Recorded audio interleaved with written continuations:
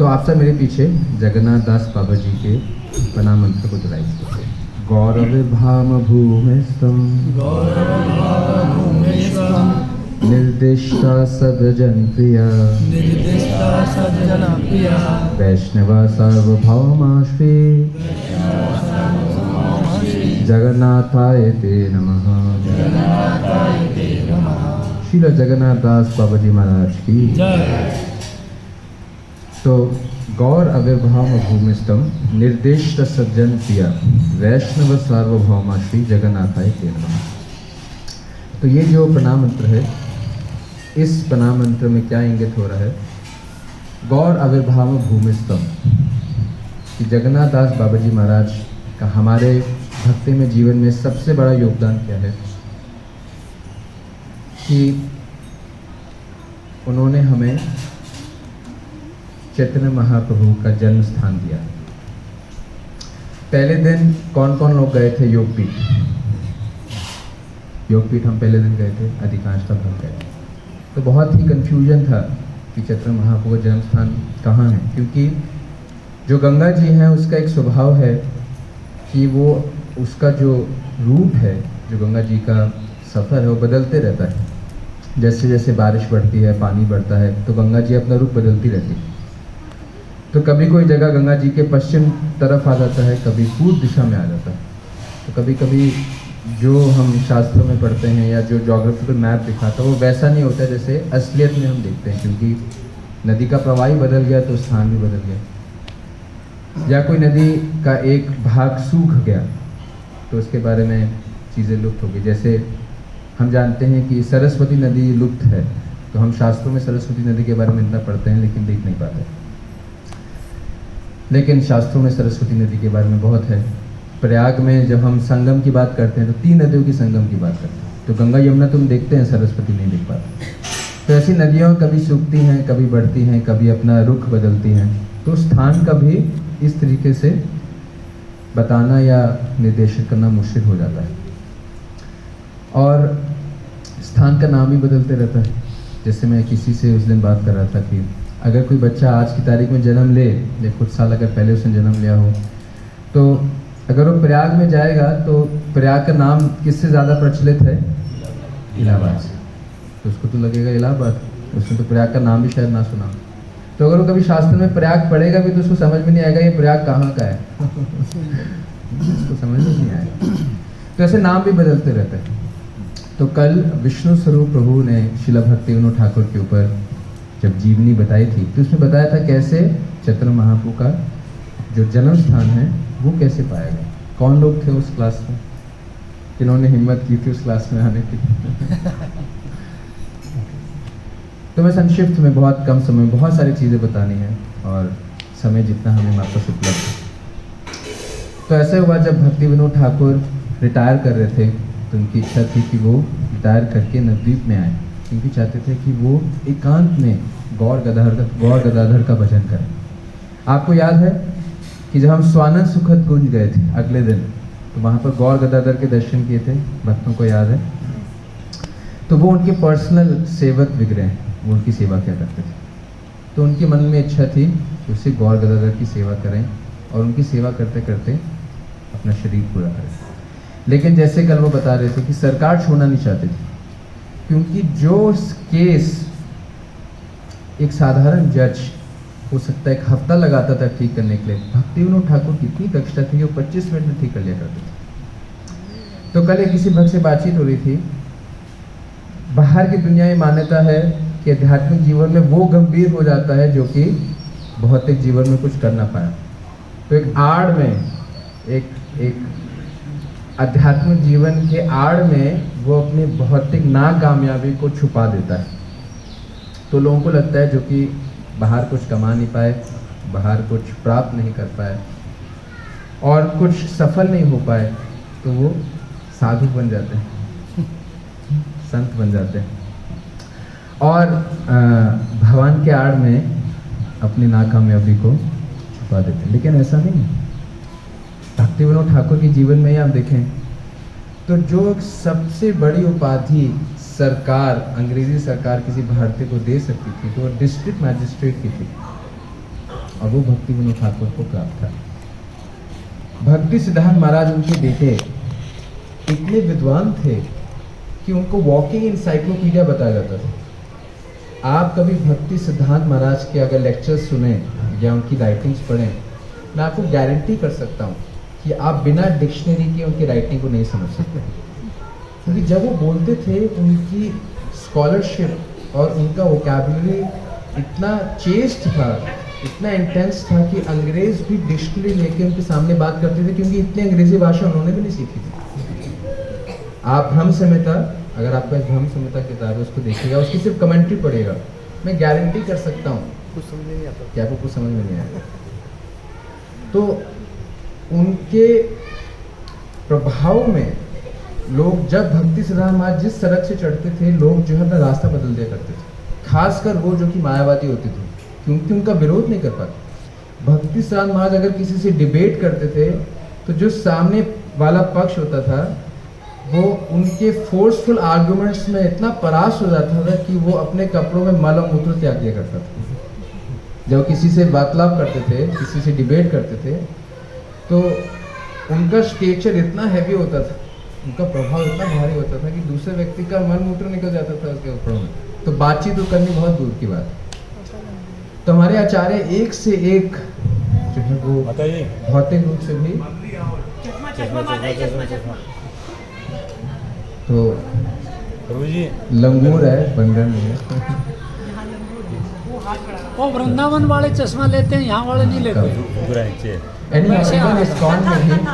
ISKCON में भी आप देखेंगे जितने भी भक्त आए हैं वो भी एक से एक बहुत ही दृष्टिकोण में बहुत उन्नत है। जैसे जो हमारे कैंप लीड कर रहे हैं सुंदर कृष्ण प्रभु, दिल्ली कॉलेज ऑफ इंजीनियरिंग में कंप्यूटर इंजीनियरिंग की उन्होंने। जो बच्चा इंजीनियरिंग एग्जाम के में टॉप करता है उसको कंप्यूटर इंजीनियरिंग में मिलता है target. Civil engineering, environmental engineering उसको मिलती है जो कि सबसे आखिरी होता है। तो Indian institute of technology IIT के टक्कर देते हुए दिल्ली कॉलेज ऑफ इंजीनियरिंग है, भारत का सबसे प्रेस्टिजियस कॉलेज, उसके कंप्यूटर इंजीनियरिंग में उन्होंने भाग लिया। उसके बाद उनका कैंपस प्लेसमेंट naukri.com में हुआ और बहुत बड़े IT प्रोफेशनल थे, लेकिन उन्होंने भगवान को अपना जीवन समर्पित किया। कल विष्णु स्वरूप प्रभु जैसे बता रहे थे, विष्णु स्वरूप प्रभु भी दिल्ली कॉलेज ऑफ इंजीनियरिंग से इलेक्ट्रॉनिक्स इंजीनियर, और उनका भी कैंपस प्लेसमेंट ऑरेकल में हुआ। ऑरेकल दुनिया की सबसे बड़ी IT इंडस्ट्री में है, लेकिन भगवान ने उनको अपनी सेवा में लगाना। इसका मतलब ये नहीं है कि जो भक्त जुड़ेगा वो पूरा जीवन ही समर्पित करेगा। एक भक्त उसके बाद मुझे मिले और कहने लगे, प्रभु जी मैंने 2 चीज़ें सीखी है इस क्लास से, जिसमें मैं उन बच्चों के बारे में बता रहा था कि अपने बच्चों को दिल्ली कॉलेज ऑफ इंजीनियरिंग मत भेजो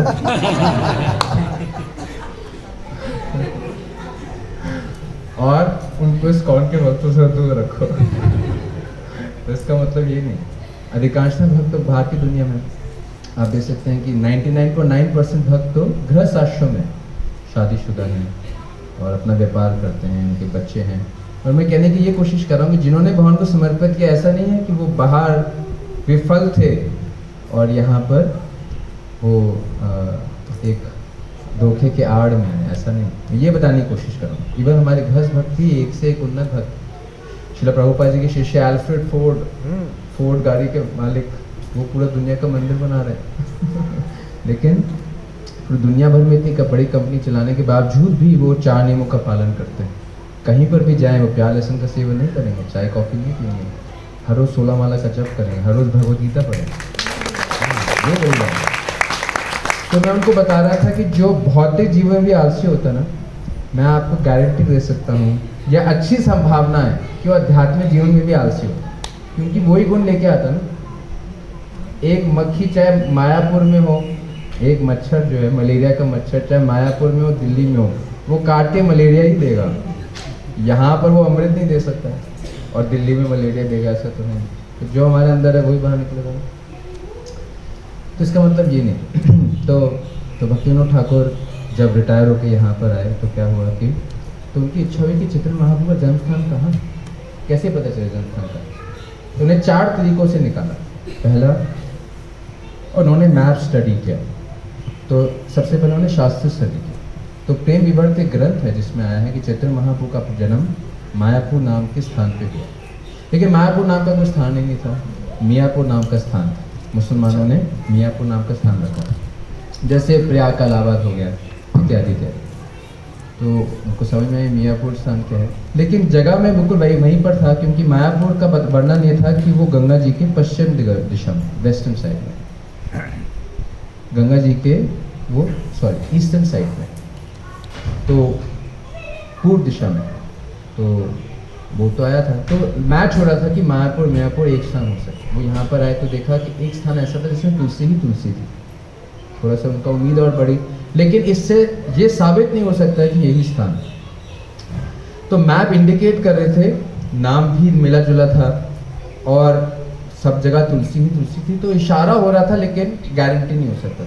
तो फिर उन्होंने क्या किया कि जो है वो जोग्राफर मैप निकाले और मैप निकाल के चेक किया, तो चेक किया जो मियाँपुर नाम का स्थान है वो बिल्कुल मायापुर के नाम के स्थान पे ही मैच कर रहा है।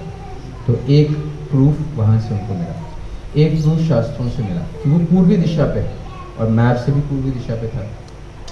तीसरी चीज़ क्या कि उन्होंने सोचा कि किसी ऐसे वैष्णव जिनके लिए हमारे चैतन्य भागवत में लिखा है, अद्यापिह लिह करे गौर राय, कोनो कोनो भाग्यवान देखी बन पाए, कि आज भी चैतन्य महाप्रभु लीला कर रहे हैं। कोई भाग्यवान वैष्णव जो है वो आज भी चैतन्य महाप्रभु को यहाँ पर संकीर्तन करते हुए देख सकता है।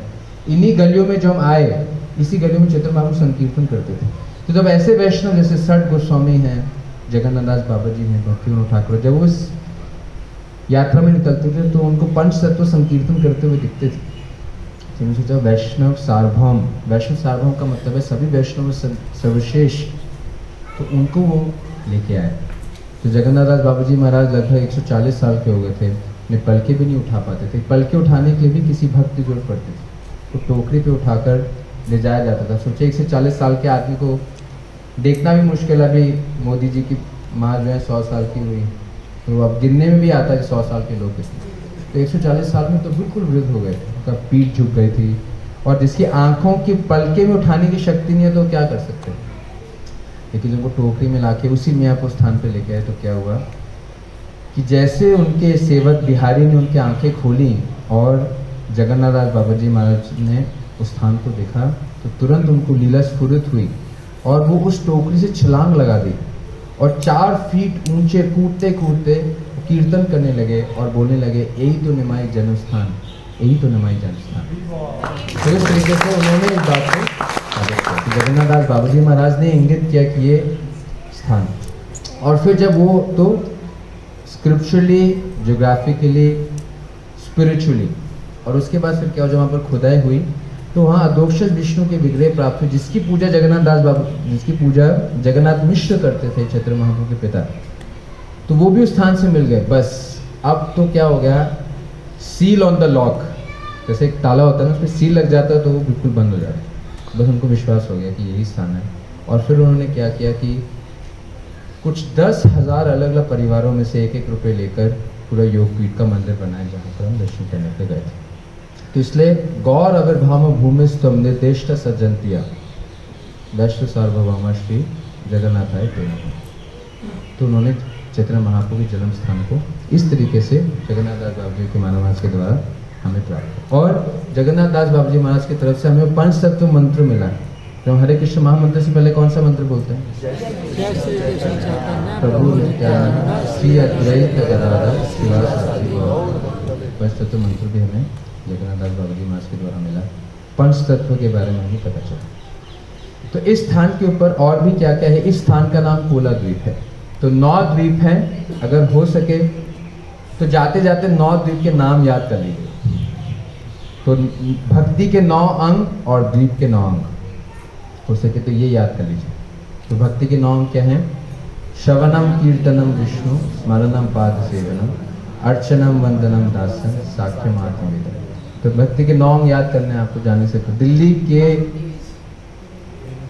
जमीन पे पैर रखने से पहले कोशिश कीजिएगा कि भक्ति के 9 अंग हमें याद हो जाए। और दूसरा कि हर एक द्वीप भक्ति के एक अंग को इंगित करता है।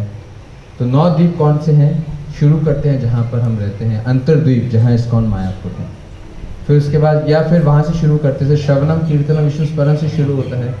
तो सीमांतु द्वीप श्रवणम के लिए, गोद्रुम द्वीप कीर्तन के लिए, मध्य द्वीप स्मरणम के लिए। तो इसी श्रृंखला में बोलता हूँ सीमांतु द्वीप, गोद्रुम द्वीप, मध्य द्वीप, कोला द्वीप जिसमें हम यहाँ पर हैं, ऋतु द्वीप, जानबू द्वीप, रुद्र द्वीप, मोद्रुद्वम द्वीप और अंतर्द्वीप। याद हो गए? नहीं। हाँ जी, नो प्रॉब्लम, हम इसमें नहीं जाएंगे, तो आपको व्हाट्सएप कर देंगे, उससे याद करें। हरि बोल। हरि बोल बोलना नहीं बनता है इसमें, नहीं बनता है, बनता है, याद रह जाएगा ना बनता है। प्रभु जी। हरि बोल। यहाँ तो हर बात पे हरि बोल बन सकता है नहीं। तो इस तरीके से आप 9 भक्ति के अंग याद कीजिए और 9 द्वीप के नाम याद कर सकते हैं। तो ये कोला द्वीप है, तो सीमांतु द्वीप, गोद्रुम द्वीप, मध्य द्वीप और कोला द्वीप। चौथा, तो चौथा कौन सा हुआ? श्रवणम, कीर्तनम, विष्णु स्मरणम, पाद सेवन। तो ये द्वीप पाद सेवनम को इंगित करता है। कोला द्वीप का क्या मतलब है? कोला बोलते हैं वराह को, शुकर को, या साधारण भाषा में सुअर को। तो भगवान वराह रूप में आए थे, शुक्र रूप में आए थे 10 अवतारों में। तो यहाँ पर एक ब्राह्मण रहते थे जिनका नाम वासुदेव था। तो सत्यों की बात है, वो वराह भगवान के भक्त थे। कितने बहुत कम भक्त मिलेंगे जो वराह भगवान को मानते हैं, नहीं, जो वराह भगवान की उपासना करते हैं। तो वासुदेव जो विप्र थे वो सत्ययुग में यहाँ रहते थे, लेकिन उनका बहुत श्रद्धा वराह भगवान पे था। उनकी बहुत इच्छा थी कि मुझे वराह भगवान के दर्शन प्राप्त हो। तो खूब भगवान से प्रार्थना करते थे कि वराह भगवान का दर्शन उनको प्राप्त हो। और हम शास्त्रों में पढ़ते हैं कि अगर एक ही कोई कीमत चाहिए भगवान को प्राप्त करने के लिए, अगर कोई एक मूल्य चुकाना पड़े जिससे हम भगवान को खरीद सकें, अगर भगवान समझ लीजिए कोई वस्तु हो और उनका कोई दाम हो, और अगर वो दाम हमें चुकाना चाहें, तो वो दाम क्या है? वो है आतुरता, ईगरनेस, लौल्यम, लालसा। अगर भगवान को प्राप्त करने की आतुरता हमारे हृदय में है, लालसा है, एकमात्र दाम वही है जिससे हम भगवान को प्राप्त कर सकते हैं। तो वासुदेव जो विप्र थे वो बहुत आतुर थे, उनको भगवान वराह का दर्शन हो जाए। हालांकि उनका रूप वराह का है, लेकिन वो वराह नहीं, शुक्र नहीं है, सुवर नहीं। उनका वराह रूप भी इतना सुंदर है कि कामदेव को भी मोहित कर सकता है, कामदेव को भी परास्त कर सकता है। तो ऐसे जब वो आतुरता से भगवान के दर्शन करने के इच्छुक थे, तो उनको वराह भगवान का सुंदर रूप यहाँ पर दर्शित हुआ। उन्होंने भगवान का दर्शन किए और उस दिन से इस स्थान का नाम कोला द्वीप पड़ा, क्योंकि भगवान वराहदेव यहाँ प्रकट हुए थे। तो यहाँ पर एक पहाड़ी भी है, अब तो वो अनमैनिफेस्ट हो गई है, लेकिन ये जो पहाड़ी है उस पहाड़ी का नाम है कुलिया पहाड़। साधारण भाषा में यहाँ पर हर द्वीप तो शास्त्रीय दृष्टिकोण से द्वीप का नाम शास्त्रों के अनुसार है, लेकिन एक लोकल नेम भी है। तो यहाँ का जो लोकल नेम है वो कुलिया पहाड़ या फिर नदिया, नवद्वीप टाउन। तो कुलिया नाम ऐसा नाम पड़ा, कोला द्वीप नाम पड़ा। ठीक है, समझ में आया कोला द्वीप नाम क्यों पड़ा? तो यहाँ पर मुख्य 3 स्पॉट्स हैं। एक तो यहाँ बैठे हैं जगन्नाथ दास बाबा जी महाराज का समाधि, तो यहाँ पर उनके शरीर को पूरी समाधि दी गई और यहाँ वो भजन भी करते थे। एक स्थान वो यहाँ भजन करते थे। तो वैष्णव के भजन में इतनी शक्ति होती है कि जिस स्थान पे भजन करते हैं उसका लाभ सभी को मिलता है। तो ये कदम वृक्ष है, हालांकि कदम वृक्ष भी धाम में होने के कारण कल्प वृक्ष है, लेकिन क्योंकि इसके नीचे जगन्नाथ दास बाबा जी महाराज अपना भजन किया करते थे, तो ये वृक्ष भी उसका पूरा लाभ लेता था। और अगर आप देखेंगे इस बोर्ड में लिखा है कि जब जगन्नाथ दास बाबा जी महाराज यहाँ पर हरे कृष्ण महामंत्र का जप किया करते थे, तो वो हरे कृष्ण महामंत्र पूरा 16 शब्द और 32 अक्षर उस पेड़ में प्रकट हो जाता था। अगर आप सही तरीके से भगवान का आश्रय लेते हैं तो सभी जीवों का उद्धार होता है। वृंदावन में एक जगह है टेर कदम। कितने लोग गए टेर कदम? कितने लोग नहीं गए टेर कदम? ये ज़्यादा अच्छा है पूछना नहीं। तो कभी आपको लेके जाएंगे तो जहाँ नंद गांव है, जहाँ नंद बाबा रहते थे कृष्ण बलराम के साथ में, वहाँ पर पास में जगह है टेर कदम। तो वहाँ भगवान जाके टेर लगाते थे, आवाज़ लगाते थे, अपने सब गैयों को आवाज़ लगाते थे। सब एक ही गैये की नाम थी, 9 लाख गाय थी। तो भगवान को 9 लाख नाम याद थे। हमें तो सिर्फ 9 ही नाम याद करना, ज़्यादा नहीं याद। तो 9 लाख नाम याद थे भगवान को, 9 लाख नाम लेते थे और सब गैया आती थी। या मुख्य का नाम लेते थे, जैसे भक्ति विषय लीला का नाम लेते थे, विभूति निमाय प्रभु तो सारा ग्रुप आया था, आकर्षक निमाय प्रभु तो पूरा ग्रुप आया था, विदुर मैत्र प्रभु तो पूरा ग्रुप आया था। तो एक लीडर थी गायक, उसको बुलाया तो सब गाई आए थे। तो वहां पर भी जो है वो भक्ति विषय होता था। एनी हाउ, तो फिर भगवान वहां से टेल लगाते, तो वहां पर रूप गोस्वामी भजन करते थे। पिछला रूप गोस्वामी जब ग्रंथ लिखते थे जिसमें वो भगवान का विरह बताते थे कि राधा रानी कृष्ण से अलग हो गई, तो जो विरह राधा रानी को महसूस होता था जब वो उसके बारे में लिखते थे, तो उनके हृदय में उस विरह की अग्नि जब वो वृक्ष भी महसूस कर पाता था, वृक्ष पतझड़ करना शुरू कर देता था, उसके पत्ते गिरने लग जाते थे, चाहे वसंत ऋतु हो लेकिन पतझड़ शुरू हुआ था। और जब वो संभोग लीला लिखते थे कि कैसे राधा रानी का भगवान से मिलन होने जा रहा है, तो उस वृक्ष में, उस कदम वृक्ष में फूल आने लग जाते थे। सुगंधित फूल पैदा करता था। तो महान आचार्यों के भजन में ऐसी शक्ति होती है। ऐसे पीछे एक आप जाएंगे, पीछे भी जाएगा, दोपहर के समय पर जगन्नाथ दास बाबा जी महाराज पीछे भी भजन करते थे, तो वहाँ पर बकुल वृक्ष है, तो वो बकुल वृक्ष भी साक्षी है कि यहीं जगन्नाथ दास बाबा जी महाराज भजन करते थे। आप पीछे जाके वो भी दर्शन कीजिएगा। तो एक तो जगन्नाथ बाबा जी महाराज के समाधि मंदिर है और भजन कुटीर है। इसके अलावा जो स्थान है महत्वपूर्ण वो है धामेश्वर महाप्रभु। उससे पहले है प्रौढ़ माया। तो जाते हुए पहले हम धामेश्वर महाप्रभु के दर्शन करेंगे, फिर आगे जाके जाएंगे। तो धामेश्वर महाप्रभु वो विग्रह हैं जिनको चैतन्य महाप्रभु की पत्नी विष्णु प्रिया पूजती थी। चैतन्य महाप्रभु ने बहुत जल्दी संन्यास ले लिया था।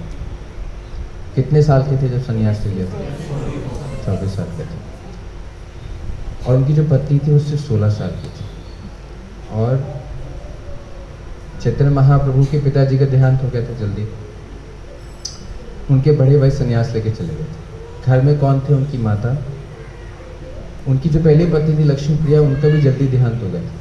तो उनकी माँ की बहुत इच्छा थी कि वो दूसरी शादी करके घर में कोई पुत्र वधू हो। दूसरी शादी की विष्णु प्रिया माँ उनके घर में विवाह तो किया है। तो विवाह को ज़्यादा समय नहीं हुआ था, लेकिन चैतन्य महाप्रभु ने संन्यास लेने का निर्णय लिया।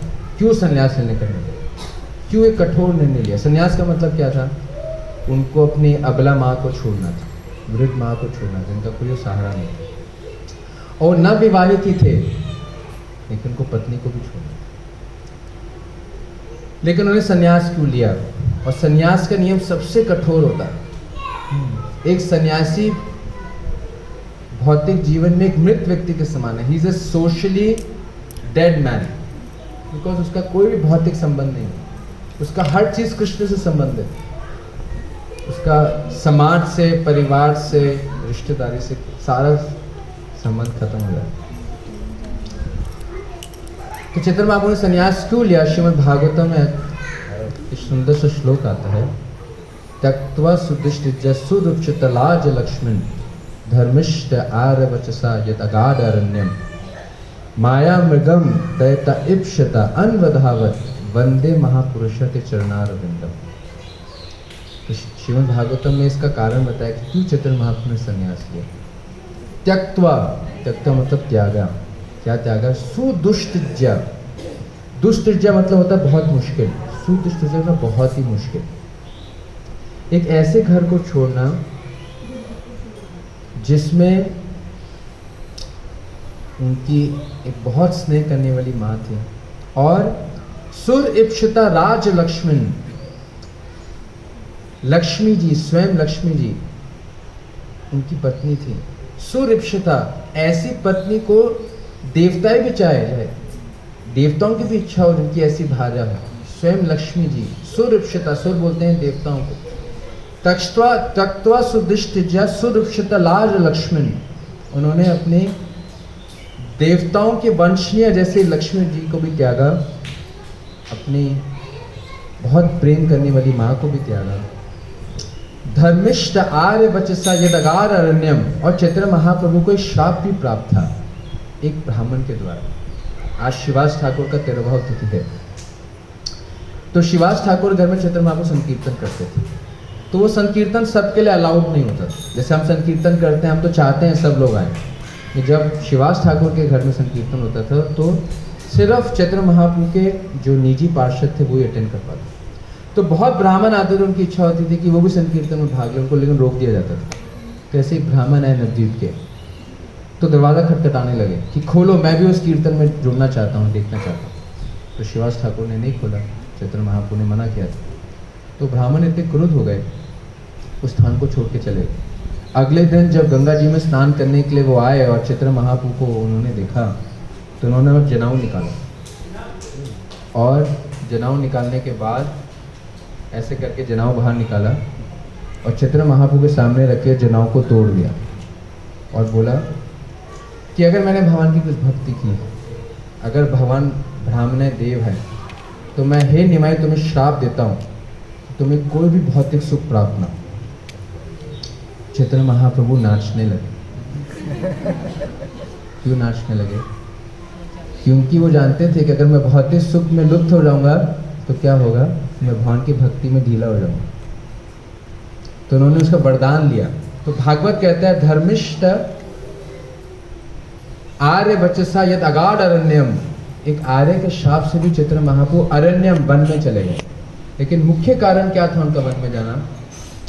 माया मृगम दयता इप्सिता अन्वधावत, जो माया मृग के पीछे भाग रहे हैं, जो भौतिक जीवन के पीछे